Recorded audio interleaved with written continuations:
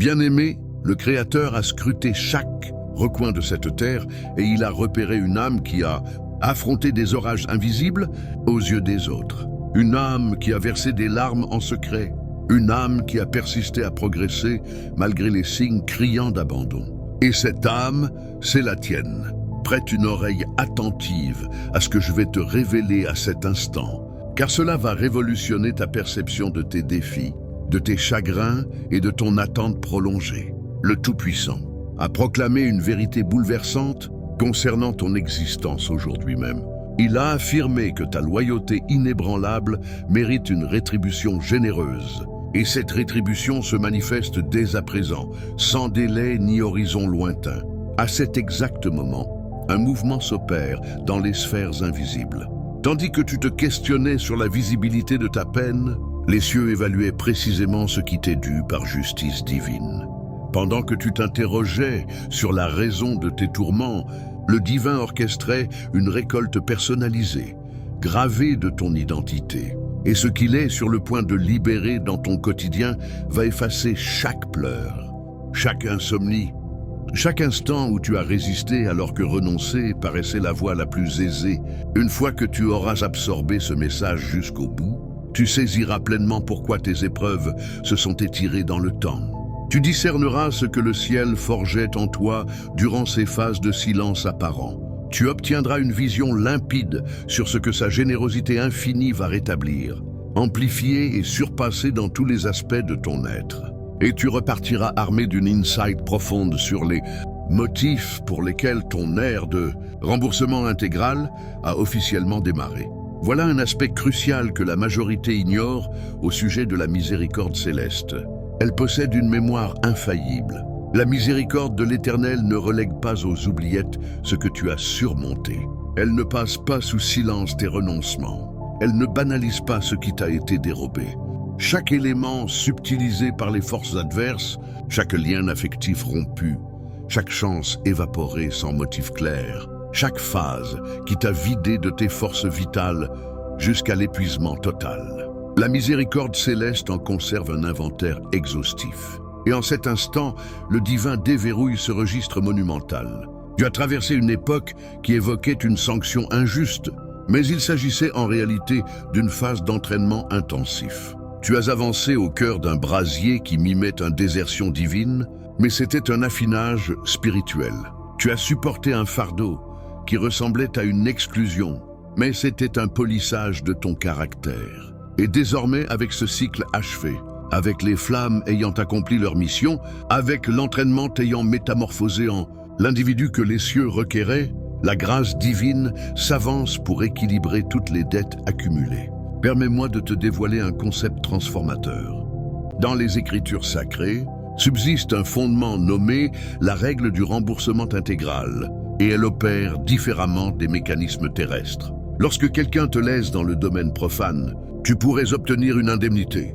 Tu pourrais recouvrer l'essentiel. Avec un peu de fortune, tu regagnes ton état antérieur. Mais l'Éternel n'opère pas sur une base d'équité minimale. Il agit par surabondance. Il procède par accroissement exponentiel.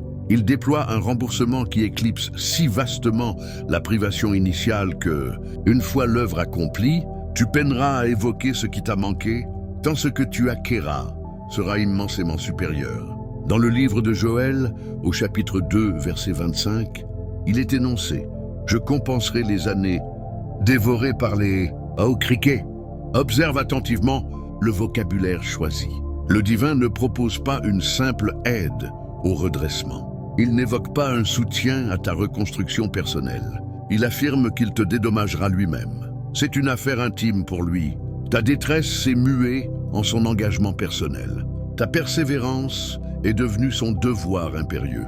Ta constance, au milieu du chaos, représente l'addition que les cieux acquittent sans tarder. Mais examine comment cela s'approfondit encore. Le remboursement ne se limite pas à la remise en état de l'existant perdu. Il englobe également l'indemnisation pour les coûts collatéraux de cette perte, les périodes de bonheur subtilisées, la sérénité chamboulée, les attaches humaines endommagées, les perspectives professionnelles ou personnelles qui ont filé pendant que tu luttais pour survivre. Le créateur perçoit l'ensemble et son remboursement intègre chaque détail, sans omission. Tu t'interroges sur la durée excessive de ce combat. Tu as interrogé le ciel lors de tes instants d'isolement. Pourquoi la délivrance tardait-elle tant? Tu as sondé ton âme pour identifier une faute potentielle justifiant une telle prolongation de l'orage.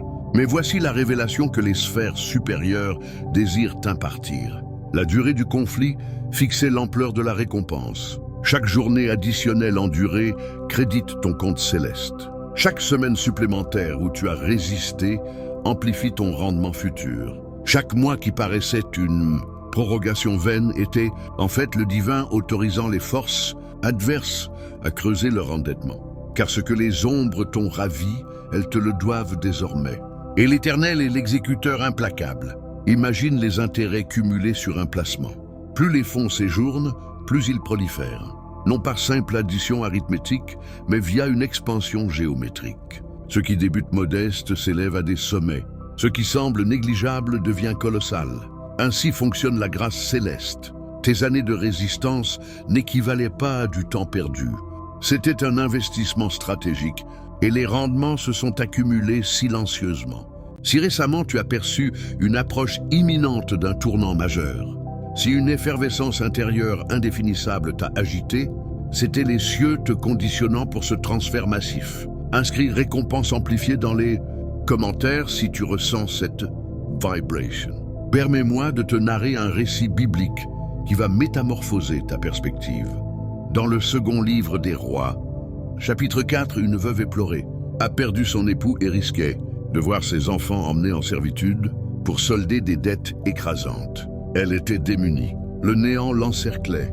Les usuriers frappèrent à sa porte. L'espérance s'était volatilisée. Pourtant, le prophète Élisée posa une interrogation pivotale qui inversa le cours des événements. Il demanda « Que possèdes-tu dans ta demeure ?» Elle répliqua qu'elle ne détenait rien hormis un modeste flacon d'huile. Presque insignifiant, à peine une relique de l'abondance passée.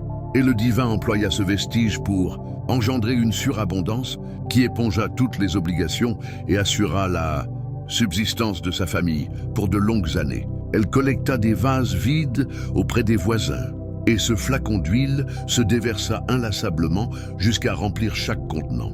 Le flux ne cessa que lorsqu'il n'y eut plus de réceptacle disponible. Voici l'analogie prophétique pour ton parcours. Tu pourrais estimer qu'il ne te reste que des miettes. Tu scrutes ta réalité et ne discernes que le vide abyssal, le déficit criant, les ombres de ce qui fut.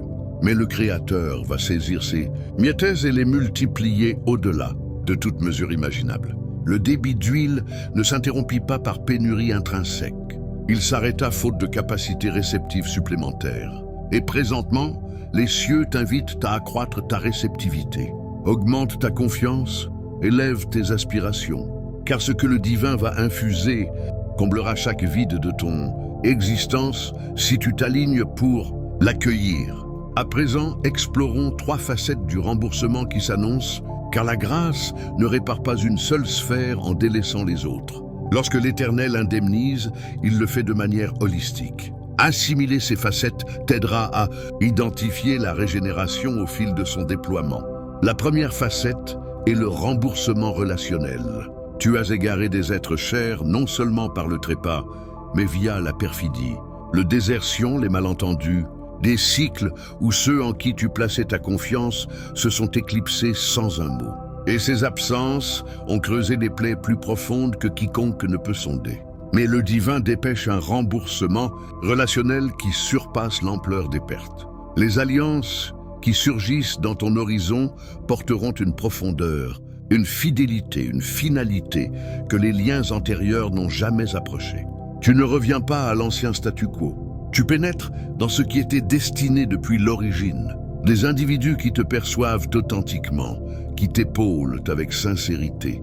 Des âmes liées à ton destin, non des passagers éphémères dans ton récit. Ruth perdit son conjoint, sa stabilité, sa terre natale. Mais au travers de cette dépossession, elle acquit Booz, un sauveur qui offrit bien davantage que son union initiale n'aurait pu fournir. Elle intégra une descendance dans la lignée de David, dans celle du Messie en personne. Sa privation devint le portail vers son legs éternel. Et ce même mécanisme s'active dans ton existence. Tu n'imploreras plus la loyauté de ceux inaptes à l'offrir. Tu ne verseras plus dans des vases percés qui dissipent tout. Des pots. Tu ne t'useras plus à préserver des liens qui épuisent au lieu de revigorer. Le Créateur orchestre ton entourage avec une exactitude surnaturelle. Et les âmes qu'il mandate enrichiront ton parcours, de façon qui rendront les pertes passées semblables à une curation divine. La seconde facette est le remboursement matériel. Les biens dérobés, dilapidés ou retenus sont en phase de libération. Les occasions qui t'ont filé reviennent sous des formes agrandies. Les portails financiers qui se sont refermés avec fracas se rouvrent, assortis d'intérêts substantiels. Le divin ne se contente pas de rétablir tes avoirs. Il t'installe dans une opulence qui oblitère le spectre du dénuement. Dans le livre des Proverbes, chapitre 6, versets 30 et 31, il est stipulé que lorsqu'un larron est démasqué, il doit restituer 7 fois la valeur. Les ombres ont été démasquées. Leur rapine a été consignée dans les instances célestes. Et désormais, le dédommagement s'exécute, non à parité avec le préjudice, mais multiplié, transcendé. Tu vivras une provision qui défie la logique humaine, des ouvertures qui se matérialisent sans que tu sollicites, des actifs qui émergent sans contrainte. Une grâce qui agit dans des arènes où tu n'as jamais posé le pied. Car lorsque l'Éternel indemnise, il ne se limite pas à solder les comptes, il les submerge d'abondance. Contemple Job un instant, il subit une perte absolue. Patrimoine, progéniture, santé, renommée. Même ses confidents les plus intimes l'accusèrent de fautes occultes. La ruine fut totale, la désolation exhaustive. Mais observe ce que le Seigneur opéra à l'issue de son calvaire. Dans le livre de Job, chapitre 42, verset 10, il est rapporté que l'Éternel rétablit sa prospérité et lui accorda le double de ce qu'il possédait auparavant. Non l'équivalent, mais le double, car le remboursement divin outrepasse invariablement le quantum originel. La troisième facette, la plus intime, est le remboursement émotionnel et spirituel. Le bonheur subtilisé, la quiétude bousculée, la confiance ébranlée, la conviction éprouvée jusqu'au bord de l'effondrement. Le divin régénère ton essence intérieure. Le psaume 23 proclame « Il rafraîchit mon âme, non uniquement tes conditions extérieures, mais ton noyau vital. Le sanctuaire intime qui a été appauvri, vidé, lacéré, hélas. Le Créateur infuse la guérison dans des zones où tu avais renoncé à espérer. Il ravive l'optimisme que tu croyais éteint à jamais. Il rebâtit la vigueur que tu estimais disparue irrémédiablement. Tu riras de nouveau avec une allégresse pure. Tu te reposeras de nouveau avec une tranquillité authentique. Tu rêveras de nouveau avec une anticipation assurée. La pesanteur s'allège, l'obscurité se dissipe. L'aube pointe sur ton horizon. C'est cette facette que les forces adverses redoutaient par-dessus tout. Elles savaient qu'elles ne pourraient entraver ta régénération extérieure, mais elles escomptaient que les ravages internes seraient irréversibles. Elles misaient sur un esprit marqué à vie même postérieurement à l'amélioration des circonstances. Elles pariaient que le choc traumatique forgerait ton identité durable. Mais le divin, ces termes pivotent tout. Mais le divin soigne ce qui fut fracassé. Mais le divin rétablit ce qui fut ravi à ton esprit. Mais le divin te rend les saisons que les ravageurs ont englouties, non seulement sur le plan tangible, mais affectif et mystique. Voilà ce que les ombres n'avaient pas anticipé. Elles présumaient que la compression te pulvériserait. Elles tablaient sur une durée d'épreuve qui anéantirait ta conviction. Elles supputaient qu'à la clôture de cette phase, tu serais trop abîmé, trop exsangue, trop abattu pour accueillir quoi que ce soit. Mais elles ont mésestimé ta ténacité. Elles ont sous-évalué le soutien omnipotent du Créateur. Elles ont minimisé la miséricorde qui t'a porté lorsque tes réserves personnelles s'étaient épuisées. Tu as triomphé de ce qui aurait dû t'anéantir. Tu as maintenu le cap quand la raison dictait le renoncement. Tu es demeuré loyal quand l'inconstance paraissait légitime. Et cette loyauté a été archivée. Cette résistance a été célébrée. Cette opiniâtreté t'a valu un siège à une table que les ombres ne souhaitaient jamais te voir approcher. Dans le livre d'Ésaïe, chapitre 61, verset 7, cela s'adresse directement à ton instant présent. Au lieu de l'humiliation, une part double vous échoua, et au lieu de l'opprobre, vous jubilez dans votre héritage, par double. Non en vertu d'une perfection méritée, mais car le divin honore ceux qui persistent dans la confiance. Si dernièrement un frisson d'attente inexpliqué t'a saisi, si une turbulence intérieure indéfinissable t'a ébranlé, si tu as intuité un virage imminent malgré des apparences contraires, c'était l'Esprit Saint te conditionnant pour cette joncture. Ton intuition interne validait ce que tes sens physiques ne captaient pas encore. Le dédommagement est imminent. Voici ce qui va survenir, et je t'invite à l'assimiler comme une parole inspirée. Dans les jours proches, non les mois distants, tu commenceras à observer les indices du revirement. Une opportunité s'entr'ouvrira, symbolisant l'amorce du remboursement. Un échange verbal se produira, marquant le pivot décisif. Un atout se manifestera, confirmant le basculement de saison. Et cela sera si manifestement orchestré par le ciel que tu n'auras nul doute sur l'intervention divine en ta faveur. Toutefois, une posture adéquate s'impose. Le dédommagement exige une ouverture réceptive. Tu ne peux saisir ce que tu rejettes par incrédulité. Tu ne peux revendiquer ce que tu n'anticipes pas. La confiance est le vase qui contient la largesse, et l'envergure de ta confiance calibre l'ampleur de ton accueil. Donc élargis tes horizons d'attente. Cesse de ressasser tes déficits et commence à projeter tes acquisitions. Arrête de ruminer sur les rapines subies et prépare-toi pour les influx à venir. Dégage de l'espace dans ton quotidien pour de nouvelles alliances. Réserve de la bande passante mentale pour des perspectives inédites. Libère de la capacité psychique pour une allégresse renouvelée. La veuve amassa des vases inoccupés avant l'effusion d'huile. Elle se prépara à l'opulence, tandis qu'elle croupissait encore dans la disette. Ce geste de confiance activa le prodige, et ton geste analogue, ta disposition à anticiper le dédommagement avant toute preuve tangible, t'aligne pour un miracle similaire. Relâche le pardon envers tous ceux qui ont alimenté tes tourments. Non parce qu'ils le méritent intrinsèquement, non parce que leurs actes étaient tolérables, mais car l'absence de pardon obstrue le canal de la largesse. La rancœur encrasse les conduits par lesquels la grâce circule, et tu ne saurais tolérer un obstacle à ce que le divin va infuser. Évacue les griefs, dissout les ressentiments, efface le catalogue des injustices de ton fort intérieur. Non pour leur bénéfice, mais pour ton épanouissement. Car le dédommagement ne peut irriguer pleinement un contenant entaché. À présent, proclame cela en écho avec moi. J'accueille le dédommagement que les cieux déversent sur mon parcours. Je m'harmonise avec la grâce céleste. Je m'aligne pour la régénération. J'accrois ma réceptivité. Je libère tout griffe, toute aigreur, tout inventaire d'injustice qui entraverait ma largesse. Et je proclame que ce que les ombres ont ravi me revient amplifié au nom du Sauveur.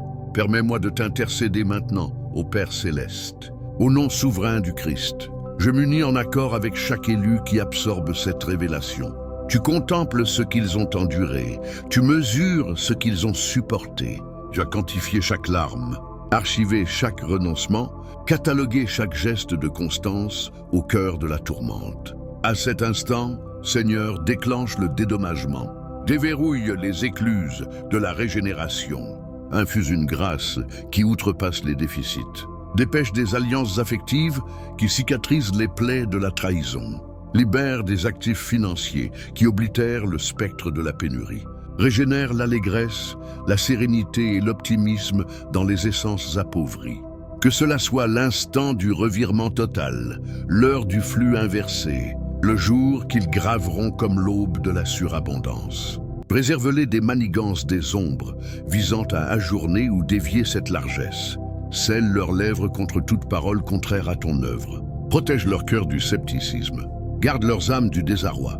Et que chaque engagement que tu as formulé sur leur existence se concrétise avec une clarté irréfutable. Nous verrouillons cette intercession avec l'autorité conférée par les cieux. Nous affirmons que c'est accompli, délié et intégré au nom souverain du Christ. Amen. Amélu. La détresse a rempli une mission divine. La persévérance a érigé un édifice immortel. Et désormais, la grâce s'avance pour célébrer ce que tu as traversé. Ne te rétracte pas. Ne t'autodisqualifie pas. Ne te persuade pas que cette révélation s'adresse à autrui, sauf toi. Les cieux ont invoqué ton identité. Les cieux maîtrisent ton récit. Et les cieux déclenchent un dédommagement qui pulvérisera chaque calomnie des ombres sur ton parcours. Diffuse ce message à quiconque nécessite d'entendre que son combat n'était pas futile. À quelqu'un encore immergé dans les flammes, qui doit savoir que la grâce guette au-delà. Progresse désormais avec assurance. L'ère de la résistance s'achève.